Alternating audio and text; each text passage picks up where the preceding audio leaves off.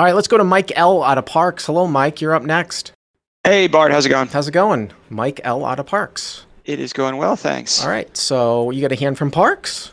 I do, yeah. It's a 2-5-10, 9-handed, and we're 1400 effective. 2-5-10, 9-handed, 1400 effective. Okay. And the villain is the one who actually straddles on full time. The villain is the one who gets it going and polices it. So he's an older guy, but he's got kind of a loose battling style, not afraid of big pots, not OMC type, even though he's a little bit older. My read is he plays pretty wide pre, but he's the kind of guy that shows up with like hidden strong hands and then stacks somebody who overplays aces. Like he'll get in there. He's not bad. He's just kind of loose and battly. Okay. All right. So 2-5-10, 1400 effective. Okay. Yeah. So I'm under the gun with Jack of Hearts, Jack of Clubs, and I raised to 35. So Jack of Hearts, Jack of Clubs, 35. Okay. Folds to the villain in the small blind who calls. So villain, who is the straddle policer, calls in the small blind. Yes. Okay. Yep. The big blind and the straddle fold, so we go heads up to the flop. And this is at 2-5, not 10-10, but 2-5-10. Yes, 2-5. The 10 is full time on, and he's the guy who. And I played with him more than once, and it's the same thing. Like he'll throw the blind 20 in there sometimes, but he's always like, "Hey, let's get the straddle going," and then kind of is the guy pressuring everybody to keep it up, which I love. Like he's great to play with, but that's kind of his style. Is that Michael G? Is Michael G the villain? No, I don't actually know what Michael G looks like. Oh my God. The guy, I think his name is Andy. He's like a Russian guy. He's older. So Michael G might know him, but I know Michael G plays. I don't know what he looks like though. And what position were you in again? +1? Under the gun. Under the gun. All right. So under the gun with Jack to 35. Villain calls in the small blind. And this is at 2-5-10. So you're opening a little bit larger, and the pot's probably like $75, right? Yeah, 80, I think. Okay. All right. Let's go to the flop here. So we get 10-8-3 rainbow. There is a heart. I don't remember which one, but it's 10-8-3 rainbow. Okay.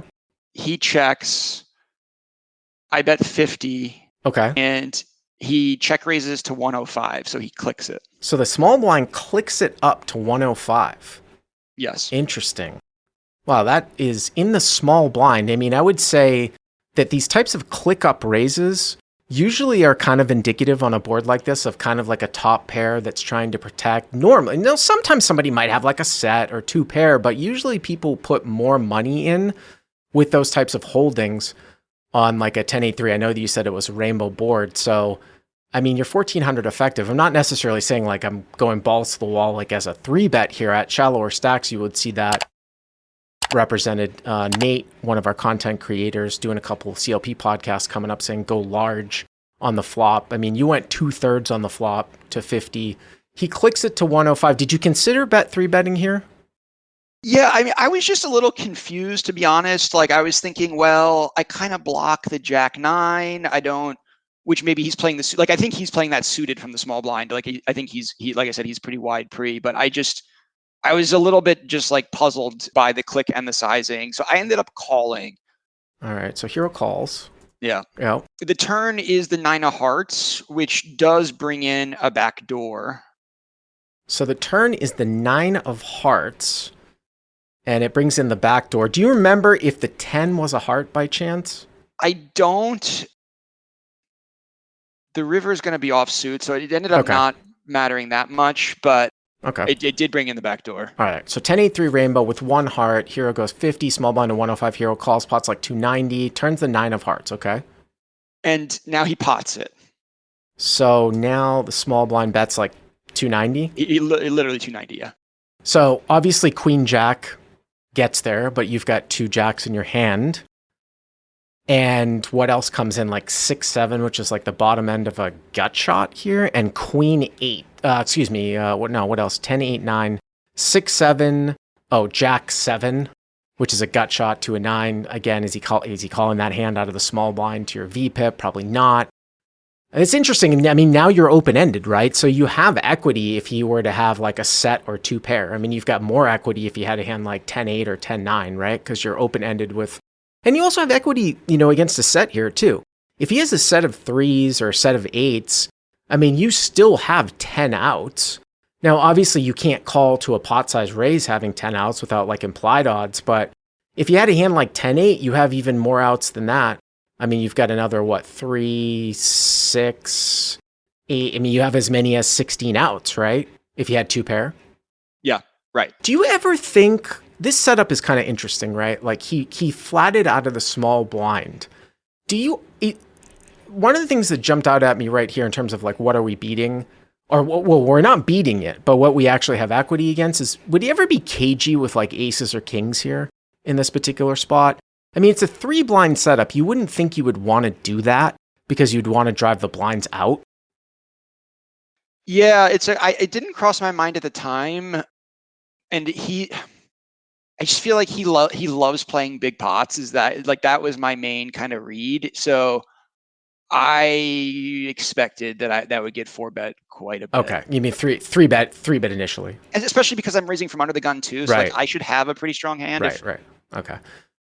Yeah, I mean, someone else says, could he have 9-9 here? I mean, that's to a lesser extent. I think that sort of still falls into. I mean, it is a set. Falls into. I don't know if someone's necessarily clicking up, but maybe once in a great while, and then he turns a set. That makes sense. Or like a wonky 2-pair, right? Yeah. Well, yeah, we talked about 2-pair. So I assume you called here again, right? Yeah. So I call. So hero calls, and now it looks like the pot is what, 870? Yeah. 870. You guys started 1,400 effective, so you've got what, maybe right around 1,000 left, something like that. Yeah. And so we get a brick offsuit 2 on the river. So 2x on the river. Okay. He rips it. And he moves all in. Yeah, for 980 effective, I think it was.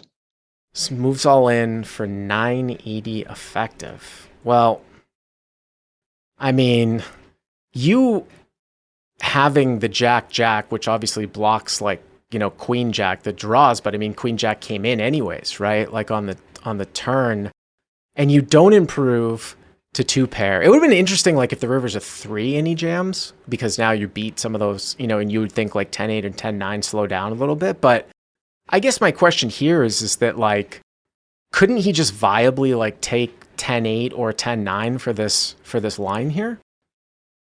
Those were specifically the hands that I was most concerned about. I thought if the river was a 3, I was calling this bet, any bet.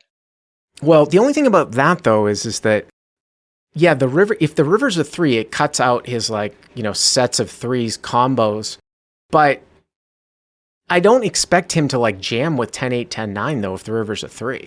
Like if you're thinking that like, oh, that's going to make me call because I beat top 2 now, like I don't think the action goes down in that way. Yeah. That's the only thing. I mean, just looking at the surface here, I think you've played it as like you look like you have, you do look like you have an overpair. I mean, we've had calls where people have constructed certain like bluffs in a certain manner here, but it's usually coming kind of wide out of the straddle. Remember, he flatted out of the small blind. So, for him to have like some sort of backdoor weird bluff, like ace-4 of hearts, which is, I remember a call from a while ago, like a backdoor wheel draw plus heart draw that continues on turn. He'd have to like flat that like say like ace-7 of hearts, something like that, right? You've got jacks with a jack of hearts, so that's the Broadway backdoors you kind of block. You block a lot of the bluffs here with your specific combo. So I think I would probably just kind of live to see another day, unless you got some sort of history, like you said, like this guy likes to run like a lot of bluffs, but I would still rather have something different than jack with the jack of hearts here.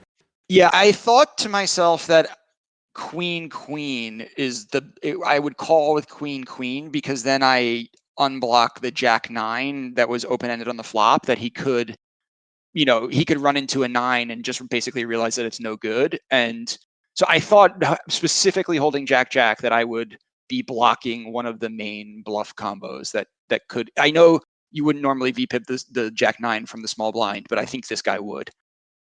So I did end up folding. Uh-huh. I did not get a reveal, but I did play for like another 2 hours. And when I was racking up, I walked over and I asked him, and he like snapped without any thought was like, "Oh, I just had a 10." I don't buy that. Kind of back to your comment on the flop that like the click back is like the 10 figuring out where it's at kind of bet. I think he thinks he was bluffing on the river. Like I don't think he thinks he was value betting, but but that's what he said. You mean, could he, like, once he clicks up the flop. So, like, say he had like Jack 10. Again, he would have to flat, though, out of the small blind, because I see some comments in the chat, people like King 7 of hearts. Remember, the guy V-pipped out as a flat call in the small blind. Jack 10, if it's possible, like with a Jack 10 suited, you've got the Jack of hearts. Does it continue to drive at the end here for the 980? It's just a rare one to see something that has a fair amount of showdown value. Take this particular hand and then turn it into a bluff like 10x, like Queen 10, King 10. And it seems like it's a little bit too thin to, to go for value when you've called and he blocks you having 10x and you've got a lot of overpairs when you do that. And then you might actually have some continues. That's the other thing too. The one little quirk to this hand though is he went so small with a click up on the flop that there's no like real bet folds that you have to the min raise. So could you arrive calling across turn with some hands that have to fold out river because you're so wide, like some of your backdoors like arrive on turn. But king queen, probably you don't call full pot king queen unless you pick up hearts. King jack would then be open ended. Maybe you call and then you have to fold out at the end. And that's the one little quirk because it's like a click up. Just because you called his check raise doesn't mean like you're super strong, because I don't know if you're really bet folding anything here to the 105, but that might be giving that guy, I would say, like a lot of credit. You know what I'm saying? Yeah, the thing I struggled with a little bit was like, would like a two pair or a set here, like, would they not just bet like 600 and try to get called on the river versus like a slight overbet jam? Well, I mean, if the game flow is such that it's 2-5 and people in your spot are always calling with overpairs. Calling with aces, yeah. I mean, I don't know if you're known to the player pool as a winning player or how this guy is known. I mean, I would only run that play like against as a someone that I think that's capable of folding overpairs in a given spot. Yeah. But that's but you never did get a reveal though. I never saw it, but yeah, like I mean, for what it's worth, he like snap. I had a 10, so it wasn't like he had to think about making something up or anything. I mean, he had 2 hours to, I guess, think about it if he was going to do that, but he snap was like, I just had a 10. One last thing of note here too, like if he checks the river given this action, are you just going to check it back or what's the deal? Yeah, I think probably I would against this specific opponent because I really would not want to get check jammed on. Well, I mean, also, too, when someone takes a line like this, that's usually not indicative of just like 10x, there isn't a whole lot. Like, he's either running a bluff that's not going to call you, or he's trying to like get you to value own himself, value own yourself with like an overpair. So there are certain situations when people take very, very aggressive lines that will warrant a check back if they're either going to have a better hand or just giving up on a bluff. Right. So, I mean, I'm all for going for value, but now if he went 50 to 105, you called, and now in the turn he doesn't pot, he goes like 125 and you call, and now he checks the river. That's definitely a value bet. That's very indicative of 10x. Totally. So, yeah. Thank you very much for the call. I appreciate it.